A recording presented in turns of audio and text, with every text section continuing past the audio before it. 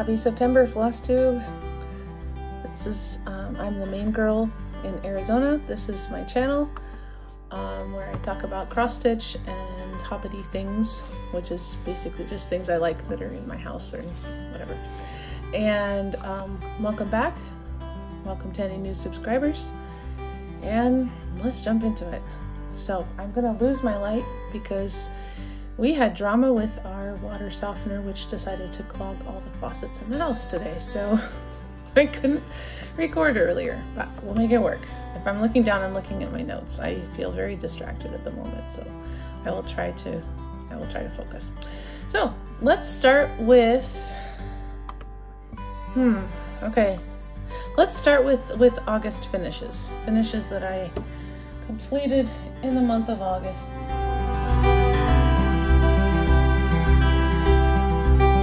I actually have 2 FFOs. Really? I don't know if you can hear that. My husband decided to start blowing the leaves outside. He knows I'm recording. He's gonna get them later. Okay. I finished this project in 2019. It's intended for my classroom. I was teaching 3rd grade at the time. And then we went online before I got it FFO'd, and it seemed kind of pointless to FFO it when I didn't have anywhere to put it. And then when we got back, it was, we were spraying disinfectant everywhere, and I didn't really want it in my classroom, so I didn't FFO it then, and then I couldn't find it. So here it is, and I will have it in my classroom. This is a Lizzie Kate. I forget what the name of the whole set is, but it was Earth Day or something like that. And you were able to get these words to stitch under all of them if you stitched them all together, or you could stitch each one separately. So I chose to stitch them all together. And as soon as I get a piece of wood to put behind this to protect the mat board, I will mount it somewhere in my classroom. So it isn't my usual style. It's pretty cutesy, and maybe too cutesy for middle school. I don't know, although they like some cute stuff, so I'm gonna put it up anyway. I'm old enough to put up what I want in my own classroom. That was one FFO. And then this one is a little more, I need some kind of pins for the back because I haven't been able to put those. Kent says he can find something at Ace. But this was, whoops, upside down. This is a wedding sampler for a friend of mine who got married in, I don't know, sometime in the O's. After I did, so it was at least 2006 or 7 probably. I had almost finished it. I think I showed it earlier this summer because I had almost finished the entire thing and it was just the words. She wanted other words than were charted, which were some kind of poem, and then she wanted the 1 Corinthians 13, and I had trouble charting them to fit in the box. And so I persevered with it this summer because I was like, this is ridiculous, just get it done. Because it was done except for that for years and years. So I finally finished it. I had the frame already. I got it long ago when I thought I was actually going to finish it, and then didn't. So here it is. So as soon as Kent gets me some kind of something to hold the back on, he's got an idea. He was looking stuff up. So he is my fix-it. And so I will send that off to her. I have the requisite bubble wrap and everything. So those are my 2 FFOs. I'm actually really happy because those have been hanging around for quite some time. So, and a finish, I think I might have shown this last month. This is one of my monthly Hares. He took actually quite some time to finish. This is the one I had earmarked for June, and I started him last month and it took the whole month to finish him, whereas usually I can get them finished weekend stitching in 2 weeks. He actually took the whole month, but I think it's just because of the amount of flowers. He's completely surrounded with, and also with the bottom, whereas usually they'll have like a few sprigs of something, and this was quite a lot more. It's an interesting effect. Anyway, so this is Hare and Fuchsias, and that's the June one, and then since I I guess I'm just going to throw it all on the floor. Okay.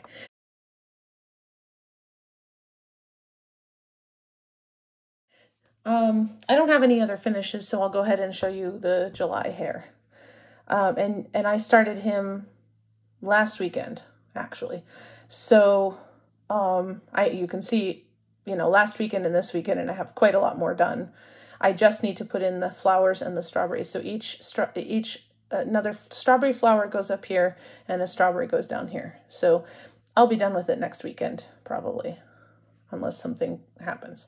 And that's more the amount of stitching that I've been having to do on these hares. So this is the July one, and then I'll get to the August one. I forget what it is. Oh, I think it's sunflowers, maybe. Or maybe that's the September. Anyway, I'll get to that. I guess I'll just set him here. He's actually going with me to school a little bit because I started a cross-stitch club at my school on Tuesday mornings, which means I need to go there earlier, but that's my own fault. But since he's little and portable, I actually have been taking him with me. And, you know, it doesn't hurt that he's cute. Students can see him. All right, so that finishes. And I have one other new start, but I think it got buried. So let's just go to progress and then plans. And I think the new start is at the bottom of everything. Or very nearly anyway. So, okay, so August was one of the months where I just do my normal, I guess it's a rotation. Yeah, I guess it is. So I usually stitch this design on Sunday, this design on Monday, and so on all week. And then, you know, if it's the 19th, I stitch on one, and if it's the 25th, I stitch on another. But usually, you know, every Monday I'm stitching on this one particular design. I'm sorry, I was doing lesson plans before this, and I keep wanting to say assignment and lesson, and that's really not going to work, so I'm sorry. Teacher brain needs to turn off and go away. Anyway, so without further chattering,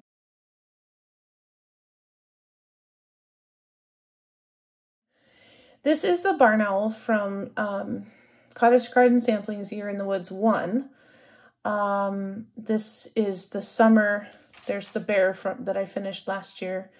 I guess I could unclip him. There we go. There's the bear. So I have been stitching these on Saturday afternoons, because Kent usually goes and takes a nap, and I have lots and lots of time to stitch. So I try to do about half of the design in the 2 months of the season that I spend on it. And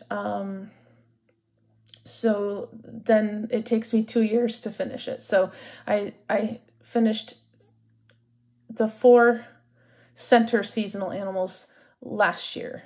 The bear, the fox, I don't know, what was it? The bat and I don't remember what the other one was. What's the spring one? Oh, the raccoon. So I finished those 4 last year. And so this year I started the swans and stitched half of it. I started the ferret and stitched half of it. I started the barn owl and stitched roughly half of it. I would have liked to get a little more, but I don't know. I thought that was about half. And now this last Saturday, since it's September, and I'm going by the months and not the calendar, I consider September fall, and so I started the bat. So you'll see that later. That's my new start. Anyway, I liked him very much. He was actually much easier to stitch, even with the amount of pattern that are in his wings. Pattern is in his wings. Okay, whatever. Sorry, grammar. And yeah, I wanted to get to his head, and you can see I did just a little bit. But actually I spent all of one weekend on the fuchsia bunny and didn't get to him at all one weekend. So I was really trying to get that fuchsia bunny finished. There's that. So that's probably my favorite fabric of the set. Okay, so, and then this is what I call an ornament, except it's kind of gigantic.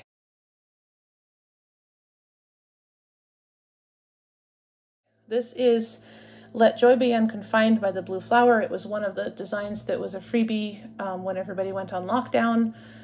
And I am stitching it as a wedding gift for some cousins of mine who got married. Well, the one cousin, and he didn't marry a cousin, my cousin who got married last September.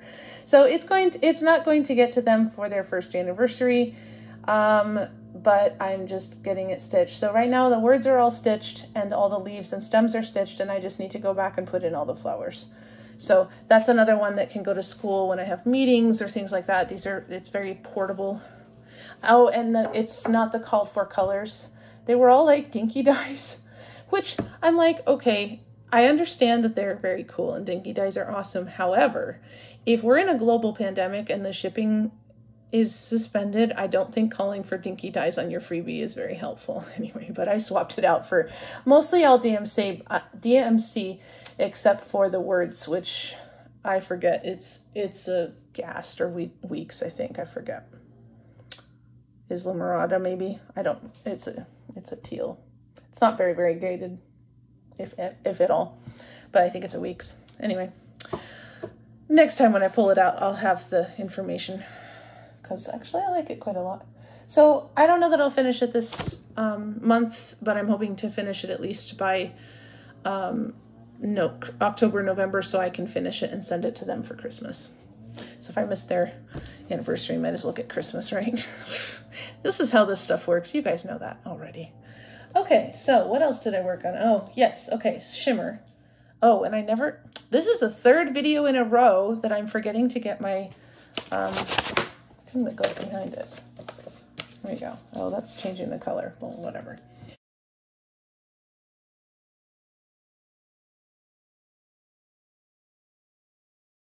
So this is Shimmer by Carolyn Manning. I am trying to finish it this year simply because I dislike stitching on it. I like the design. I think it's gorgeous and it's going to be amazing when it's done, but I hate the fabric because the fabric is very floppy and does this. And most of this is Krynic number 4. And so in order to get it to lie flat, I have to pull more than the fabric can take. So it's really annoying to stitch on. So I stitched on it, I think 4 days in August, and I got quite a bit done.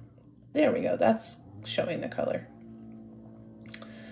But it's slower than I'd like.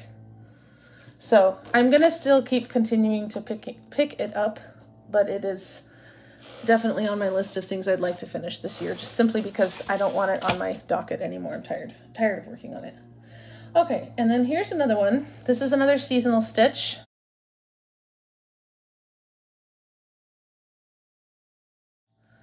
That I had set down last year and did not pick up. This is Jeannette Douglas design, Seasons by the Sea. She just released a Gardens by the Sea, I think. Gardens anyway. It's a 4-part design. The center is all the same, and then you have all these different little seasonal motifs. So I worked on Summer by the Sea in August, and when I started I had the lobster and the starfish, and you can just see, no, you can't. It's wrapped around. So there was a couple bordery type things that looked like this. So I added all of this that you can see. The words, the bittersweet was already there. The words, the animals, all the little critters. This was a pelican. I changed it to a puffin, both because I thought the pelican, I couldn't tell it was a pelican except that it said so in the pattern. So I thought that looked really strange, and so I changed it. And then we also don't have pelicans in Maine, so I put a puffin. And I mean, he's a little odd too, but you can tell he's a puffin, so I thought I did an improvement. The fish were nice. They're over 1. I thought they were going to be kind of a pain, but they weren't, because you're supposed to stitch them diagonally so that you don't get stripes. And actually, the way they were designed was really good. If you started right at the top of the tail, it was very easy to stitch diagonally all the way to the nose. And so I thought that was really well done, because it made it a lot easier than I thought it would be to keep track of what I was doing. Anyway, and this is a little weaving. So I made the rays of the shell and then wove in and out. It's actually kind of 3D because it wants to raise. Can you see? You can kind of. Anyway, so that's cool. So for autumn, I'm going to be picking this up. Again, I'm going to try to get about the same amount done. The only thing left here is basically the sand and the water that goes with the center. That's the same on all sides. So I want to do that next year for the next 4 seasons. So this time around in the fall when I pick this up, I want to have all of this little motifs of this and that done. So I have the same amount done about right here. And there's the winter and there's the spring. Spring does not have very much done. So that'll be the one that's the most challenging to complete in the time. Anyway, but I'm pleased with it. And I don't think I'm doing it in September, but I will probably be picking it up in October or November, one of the fall months. Oh, yes.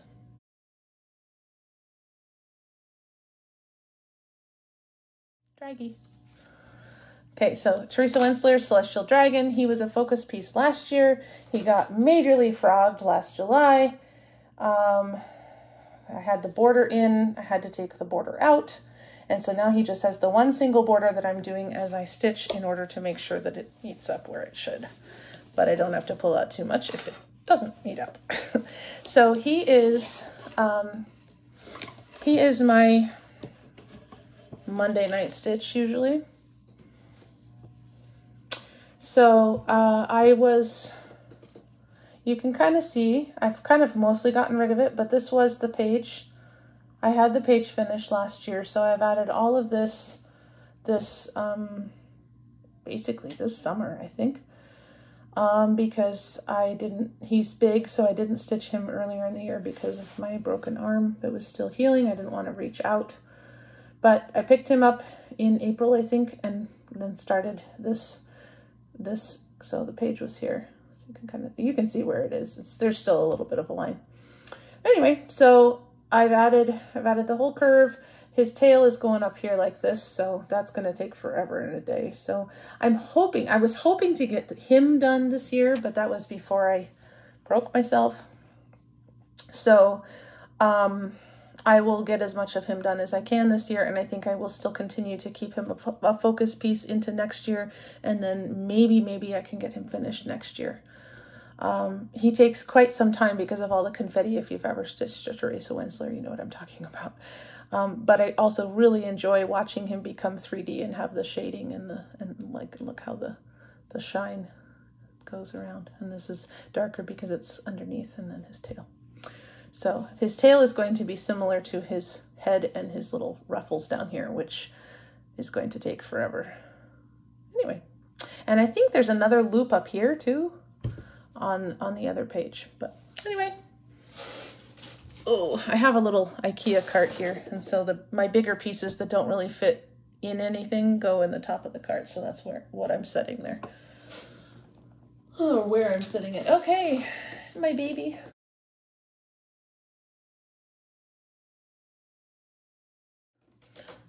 Now, this is a little bit of September progress because I did not have these pyramids done in August, but this last Wednesday, this is my Wednesday stitch for Chatelaine Wednesday, and I finally got the light side of the pyramids in.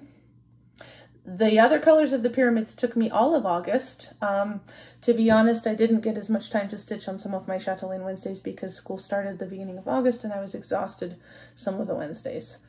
But I tried to get as much as I could because I really want to get to this sky. This is one of the reasons I chose this design to be my first, because of all the blues. And here we are. So next Wednesday when I pick it up, I get to start in the sky. So I'm so happy. I'm so excited. Oh, just look at how good he is. There are no specialty stitches in here yet, or any back stitching, or any beads or treasures. It is all just cross stitch. My little over one fish. That's a needle minder. And then, so yeah. No, I'm super happy with the pyramids. I mean, they really do look 3D, and it's only 3 colors of floss. I'm really pleased with them, the way they look. So what I have left of this, if you're not familiar with Egypt Garden, is I have the sky. There are some beads in the sky, so it won't be solidly stitched even when I'm done with it. And then there's little cats here on each corner. There's a big spray of lotus, which actually goes beyond my Q-snap, and an ibis on either side. And then on the outside of this, there's a faience border that's all jeweled, although I think some of it is stitched. And then that's it. I say that like it's not going to take months. So I stitch that on Wednesdays in the summer and fall, and I stitch my Frosty Knot Garden in the winter and spring on Wednesdays. So, okay.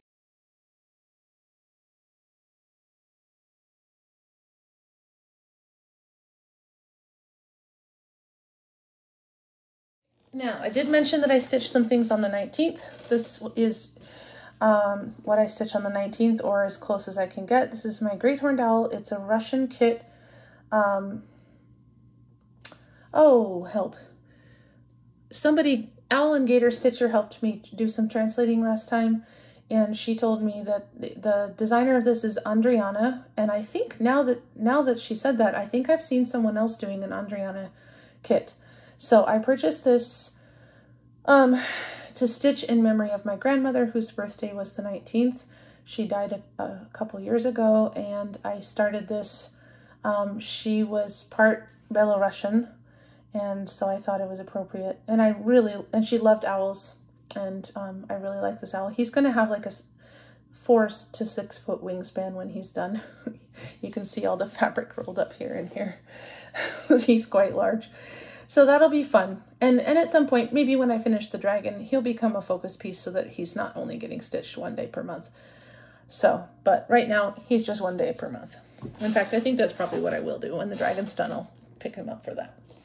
All right, and my last thing that is my per day, on Sundays, we do needlepoint.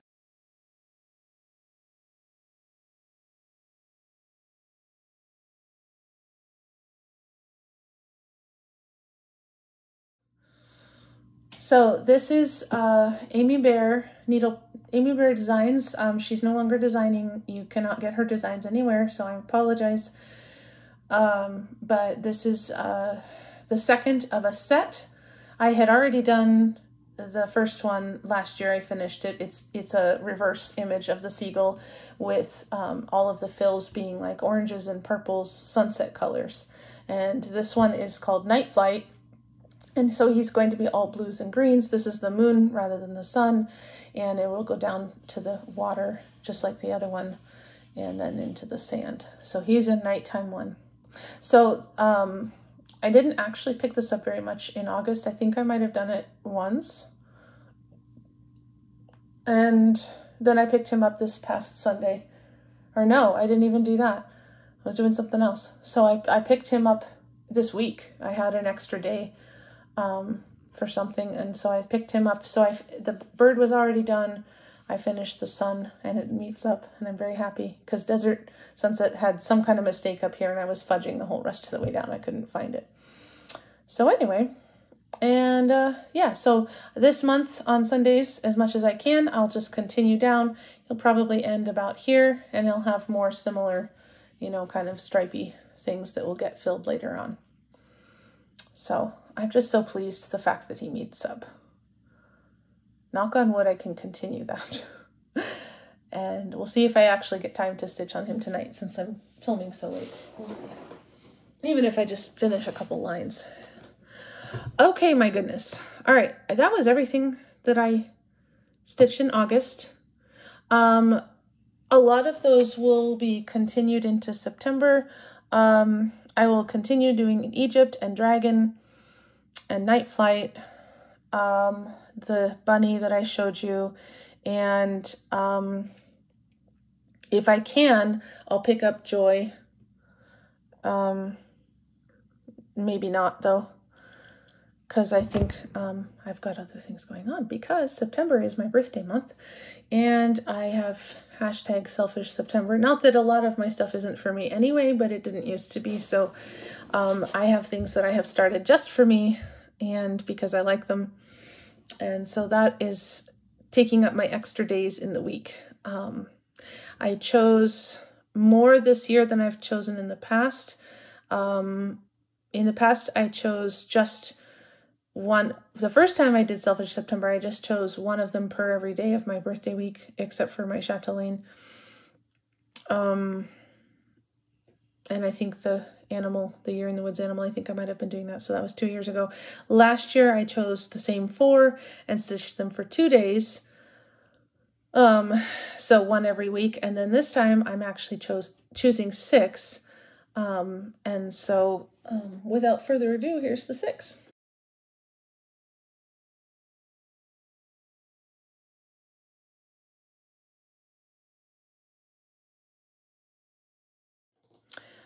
This one is Miya Stitch. She's a Ukrainian designer. It's one of a trio right now. I'm hoping she is able to add the 4th. This is Shire. She also has Mordor and Rivendell, and I heard a couple years ago that she was going to add the Argonath, which I was super excited about because very few people that do Lord of the Rings stitching do the Argonath. And so if she does that, I will jump on it right away, but I haven't seen it yet. So there's a lot going on in Ukraine. So anyway, I will be stitching this on the 22nd, which is Tolkien Reading Day because, or is it Tolkien Reading Day? Anyway, it's the Baggins' birthday. I'll be stitching it on the 21st and 22nd so that I can properly celebrate. And I realize this is not Bilbo's thing because the door is not green. And I did think about trying to make the door green, but there are so many different colors in the door. I thought I wouldn't mess with it. I'm not that brave. Okay. So there's that. So that's the first of my selfish September. Maybe I'll just use this as my board.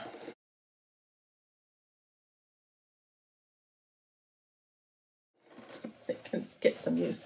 This is a Rosewood Manor Sunrise with the called for fibers and fabric. Like I said, I started this. I think this was one of the ones that I started 6 things in January in like 2021, I think. And then I almost never picked them up, so they're still barely started. So I thought at least I should stitch it in September. This is just the sun from Sunrise. There we go. I love the fabric. So anyway, so I'm hoping that looks a bit better by the time it's going to get 2 days.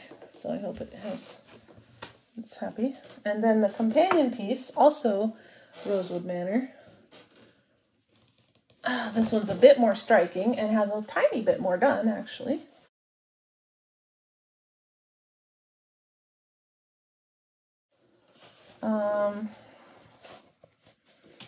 Well, not really, I guess. That other motif is really huge. This one is Sunset, of course. I mean, look at I was really impressed last year. I was stitching the sun. It's a fiber called Grapefruit. I mean, just look at that fire of it. It really looks like one of those suns that, sinks into the water or something. And then look at this. It's almost like a galaxy. Really love the fabric. It's all the called for fabric and floss, like I said. So yeah, they're really striking, and I almost never see them done. And they don't photograph well. I mean, the photos on the front are pretty, but they're not. It's nothing like the real life. And speaking of fiery sunsets,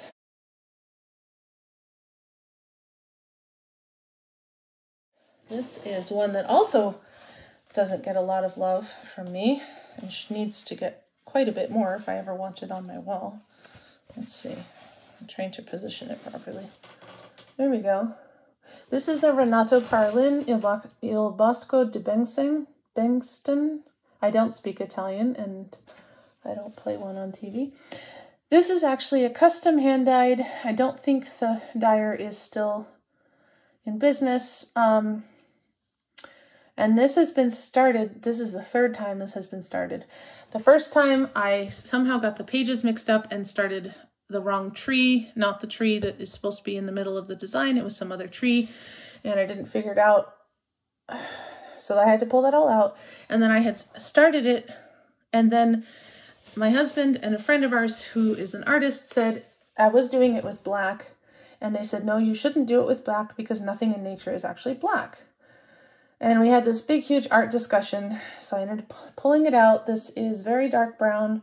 The squirrel is another brown. And I have some dark blues and dark greens also, so I'm just going to choose, and I think this is dark gray. So I'm going to just choose different dark colors rather than actually stitching it in black. I am not an artist, but I do.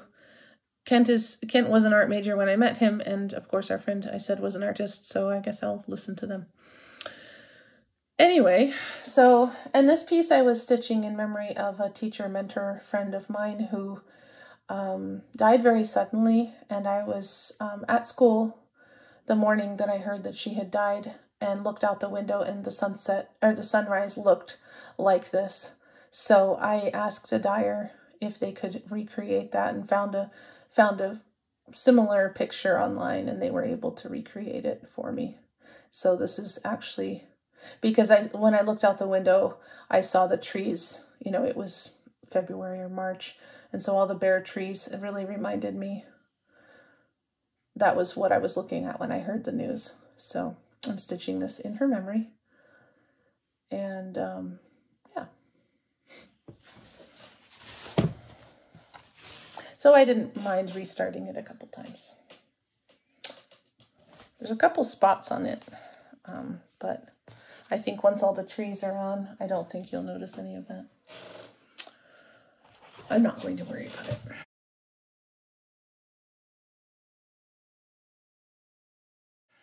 Okay, this is another Rosewood Manor. I actually don't stitch a lot of Rosewood Manor regularly, but I like it very much in general.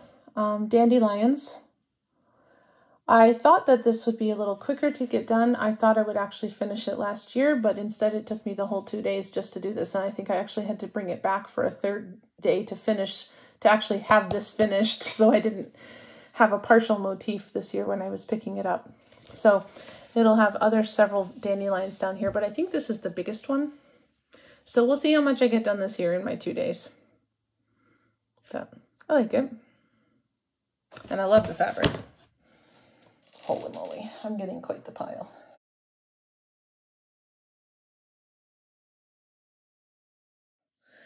I guess I shouldn't mind. Okay, this one is Durene Jones. This is part of the Sunflower Stitchers set. This is going to be like a glasses case or a needle book or something. And then there's like a scissors cover and a little fob. So, and it goes, you know, goes like this. And then there's a big blue hardanger thing here. And then there's different other things around. So I'm going to continue with the stitching. I'm not going to do the hardanger until I have all the stitching done, which is, you know, generally people think that's the thing to do. Anyway, and of course not because I haven't finished a hardanger piece in several years. We'll get to that some other day. Okay, and last but not least, my bat and my very small start of this season's Year in the Woods animal. Okay.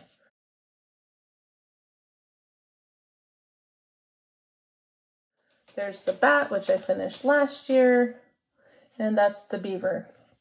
So I'm doing 1.5 inches between them, counting over until the stitching starts, and this was the bottom of the tree, a couple bottoms of a couple leaves, and then I got the outline of his tail. I did not get as much time yesterday to stitch on him, but at least now I have the counting part done, and now I can just work on filling in that tail.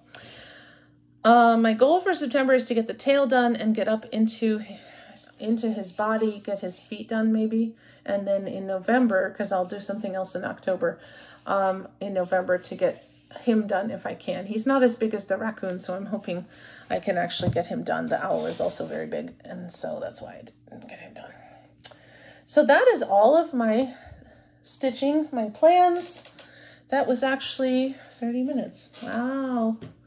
Proud of myself. Okay, so I just have one little piece of haul. I am subscribed to the Year in the Woods auto ship for the second round here. And I have the koala. Look at his little face. And I have the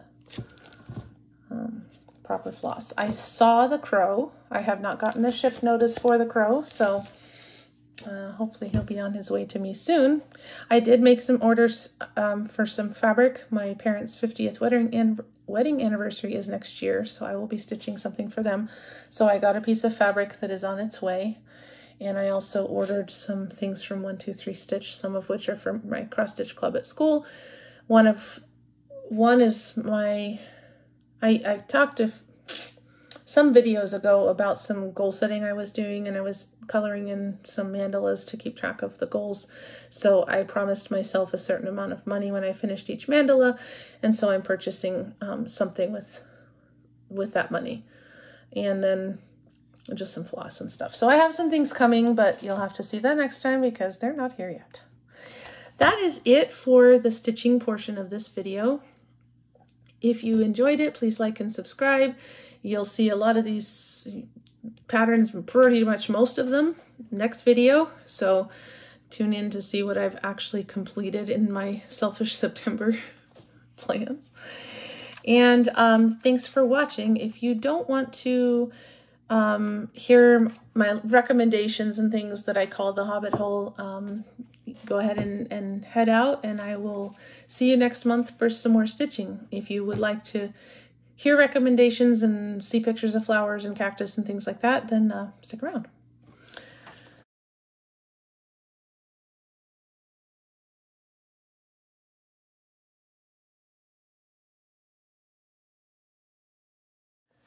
Hobbit Hole, welcome in.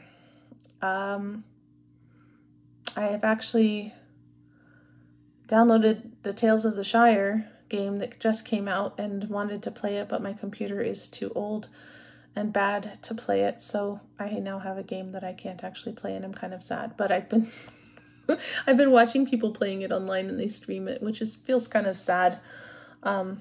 But I don't think I'll keep doing that, but I did for a little bit.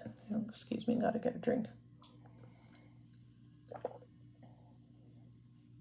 I haven't had enough to drink today because we had the water off for part of the day, as I said. Okay, my goodness. I hate to admit, we didn't really go anywhere in August. I was exhausted. Kent got sick, and he was also exhausted from projects he was doing. So we kind of just chilled out for the weekends. Even last weekend, we didn't even go anywhere. We tried to go pick apples, and we did get to the orchard, but they were closed.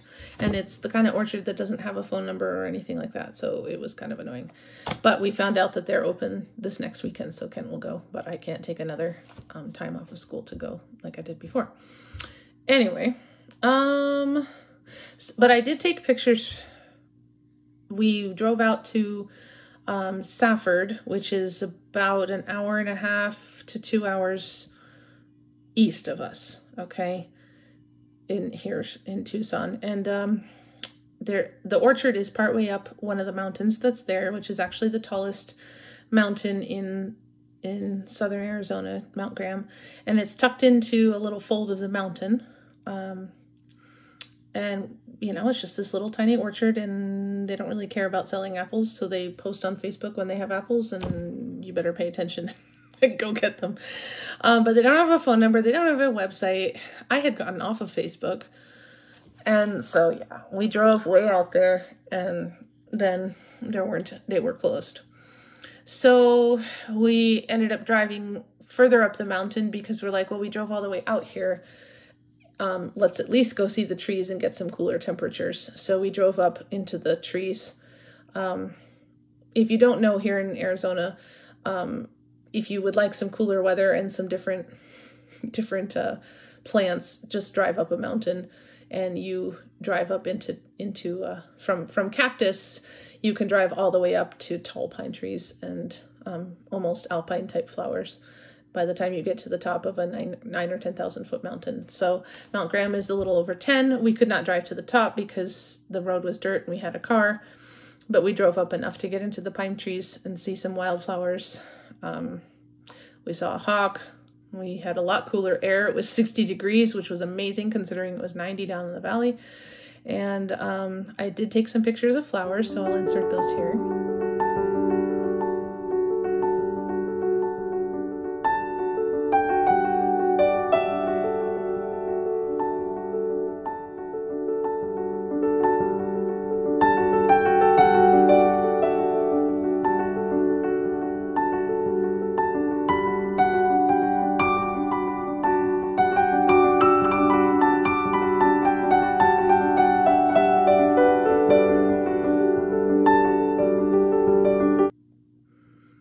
And we spent about an hour kind of just enjoying the cool air, and then we drove back because we hadn't intended to stay.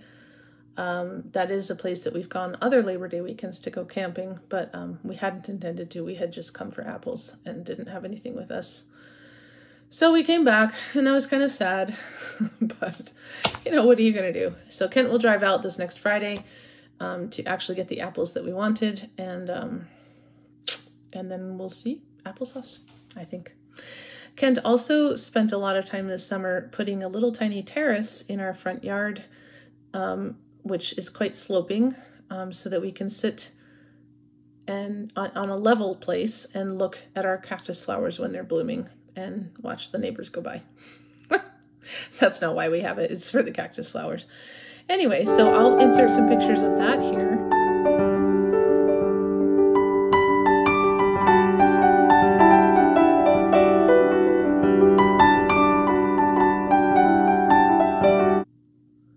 That's not something I did, but it's something that I will be enjoying, especially when it cools off a little more so that it's nicer to sit outside. He's also been doing a lot of stuff around the house other than fixing the faucets. So it's nice to have him kicking around a little. Not so nice to have him not having a job, but what are you going to do? He is also a teacher, and his school lost a lot of enrollment. It's a small private school, and so they had to let him go in May. So he's done some painting jobs for our church, and some other friends of ours who are in the area and wanted some painting done. And then he's been taking care of a lot of stuff around the house. It seems like everything's breaking, and so, which isn't cool because you know, some stuff has to be paid for, but he's also been able to fix quite a lot of it. He had the dryer apart a few weeks ago. He had we're getting our water softener replaced, which he's not doing, but it gummed up all of our faucets, every single faucet in the house. And so he's been cleaning those out. And so today he spent about 5 hours under the kitchen sink. There was a lot of yelling, and I didn't record during that time because so like, in case he needed me, I didn't want to be unavailable. So anyway, but that's been fun. I did make some things this weekend as far as food. This is, ooh, that looks really good. It's a tomato and cucumber salad. Ooh, let me not tip it that far. Hello. I almost had an accident there. Tomato and cucumber salad. I got the recipe off of the New York Times, where I get a lot of my recipes. It has mustard seed and curry leaves and cumin and pepper and a few other spices. I was excited when I saw it because we actually have a curry plant, and I know most of you, in fact, probably almost none of you, will have the ability to have a curry plant, but you might be able to have some curry leaves. I can go to my local Indian store and buy a little packet of curry leaves that actually keep for at least a month in the fridge, just in the cheese drawer with all the other stuff. And they can be added to some curries. They have a very citrusy, bright scent and taste, and this salad really brought that out. I really enjoyed it. So I will put the recipe down below. I will also put a video in here of my little curry plant so you know what it looks like. This is my little curry tree. Very delicate little leaves. He did have flowers earlier this summer, but I thought he was making little berries, but I think they might have gotten eaten by the birds because I don't see them anymore. So he's gotten quite big. And if you have a local Indian store, in their cooler, they will probably have little packets of curry leaves. And if not, you can leave them out, maybe a squeeze of lemon, but it really isn't the same at all. But if you get a chance, they're quite good. I've dropped curry leaves in other Indian dishes too, and you just put the whole leaf in, and they're quite nice. The other thing I made, Kent has been making sourdough bread, and so he had some discards, so I made some apple sourdough discard muffins. So they have apple juice and shredded apple and applesauce, and they were very good and quite a nice little dome because of the sourdough discard, but they're hefty too. So I recommend those, and I got those off of someone's blog, Amy Bakes Bread, so I will also put that link down below. I don't know if, you know, if you guys go and cook things off of here, but if you do, let me know, because I'm always interested to see if people cook something when I've recommended it. I'm always trying new stuff, and I really like playing around in the kitchen. So, all right. So my rock this month is fluorite. Fluorite is a rock that fluoresces. That's where we get the term. And most of the fluorite that we have has to have black light, some form of black light to fluoresce. But there is one kind, and this was actually the original kind of fluorite, that is from some mines in England that fluoresces in the sun. So it's green in the mine or indoors, and when you take it out into the sun, it turns purple. So I will insert a video here of that. This is fluorite from a mine in England that is light sensitive. Right now you can see it's green. So I'm in the house, even though I'm having light coming in from the window. Okay, I'm gonna open the door and go outside. This is how they found out about fluorescent rock in the first place, when they were mining something else. I noticed when they brought the crystals outside, I don't know what you can see. I can't see my phone screen, but the rock has turned purple. You can still see the green, but you can definitely see purple in the crystals. And we also have some regular fluorite too, but that one's special, and you have to keep it in the dark, because if it continues to be exposed to sun, it will stay purple and not go back to green eventually. And then for my art piece this month, I have the shield that Kent made for me well, it was basically my birthday and Christmas a couple years ago. Actually, during COVID, I think. Maybe 2021, 2022. He had made himself a shield when we still lived in Minnesota, a Viking shield. Big, huge plywood circle with a grip on the back, and he put an old Danish flag on the front, since he's Danish mostly. And then he decided I also needed one. So he made me one. He covered it with leather. He tooled the leather. He figured out how to do it. And he wouldn't tell me what he was doing out in the garage. So I wasn't to go out in the garage. And so he did all of the work himself and figured out how to do it. And it's hanging on the wall outside this room in the hallway. I took a video of it earlier, and I'll insert that here.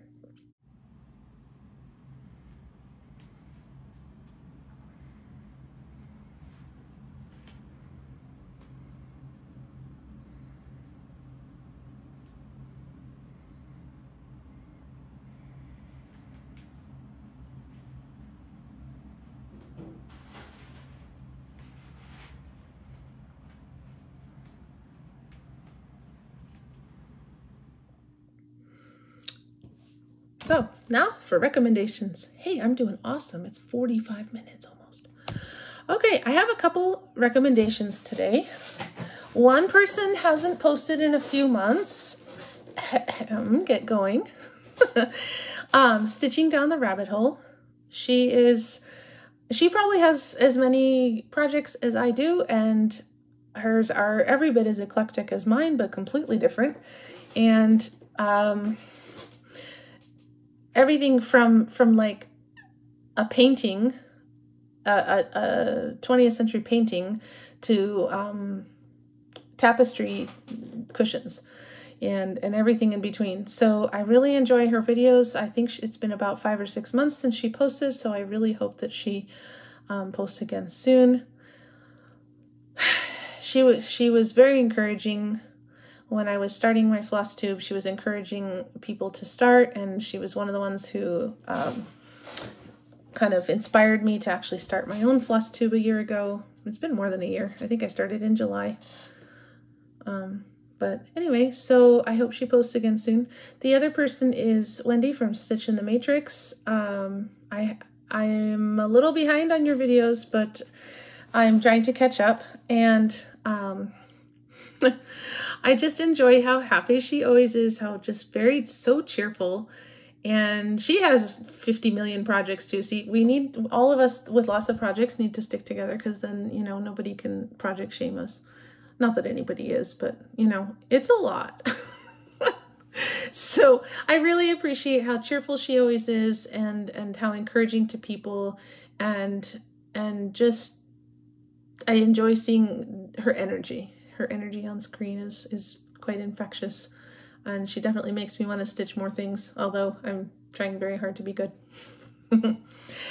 As far as a designer that I'd like to recommend, I see a few people stitching her designs. Happy Little Mouse has a lot of really cute, it's like goth cottagecore animals, but they're about this big, so like 3-inch hoop maybe size, and they're all really realistic. So like she has a whale shark and a ray, she has like squirrels, all the little woodland creatures, and I just want to do so many of them. And I'm like, a whale shark, whoever, I have never ever seen, you know, a pattern of a whale shark ever. So just go check her out on Etsy, and yeah, I think I need to pick up a few more and do something with them. Maybe Christmas ornaments. It's kind of big, but you know, it could be a big ornament, or maybe a little cushion or something. But yeah, check her out. Another person I'd like you to check out, and many of you stitch her, Stitchy Princess. She's another Ukrainian designer. She's still in Ukraine, and has not been able to get out. Her mom is, I think they're staying with her mom right now, and they're still getting shelled and things. But she posts, hers are more primitive. They're similar to Owl Forest, but they're a little different. And I wanted to add, she's been putting out some little bird creature not pin cushions, but like cushion size, different seasonal birds, and you know, we all love a good set, a little seasonal set. You know, that's a good way to get a lot of us to sign up. So she just added the cutest little fall squirrels and some fall birds, and so I added those to my wish list, and when I've stitched down some of this stuff, I will get some more. So that's another designer to check out if you haven't already checked Stitchy Princess out. As far as a book, I'm still reading a lot of Pride and Prejudice retellings.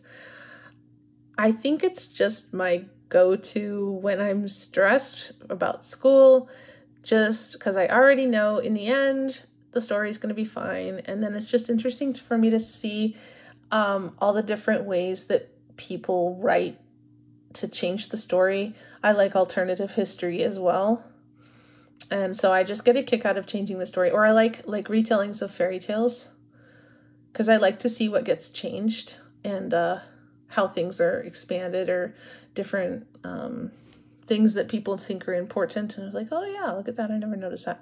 So I think because partly I already know how the story is going to end, so it's very low stress, low angst. Although I will say some of those Pride and Prejudice retellings they get pretty angsty, and I'm like, ugh. You know, even though I know it's going to be okay, sometimes they do a very good job of convincing me that it's not in the middle of the story. But I wanted to talk about actually a different one I picked up. Someone was comparing it to like Bridgerton meets Pride and Prejudice, which I was like, of course, okay, let's do it. And Julia Golding is the author.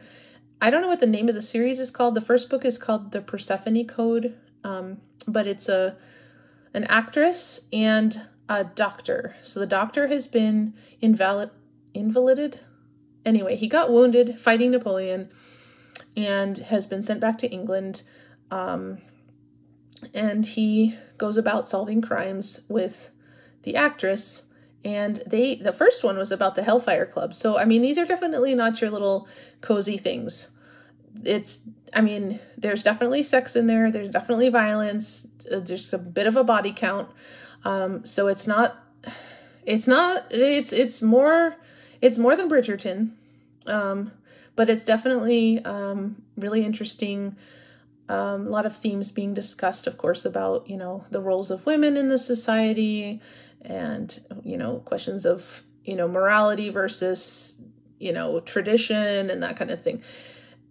So I had read the first two, and I'm in the middle of the third one. I think it's called The Wordsworth Problem or something like that. Anyway, I'm really enjoying them, and I recommend to pick those up if you like Regency stories with a little bit of smut and a little bit of danger and intrigue. So yeah, and then music. So, like I said, when I'm stressed, I like things to be low key, and especially when I'm working, I need there to not be music or not words with my music, because so that I can focus on what I'm doing.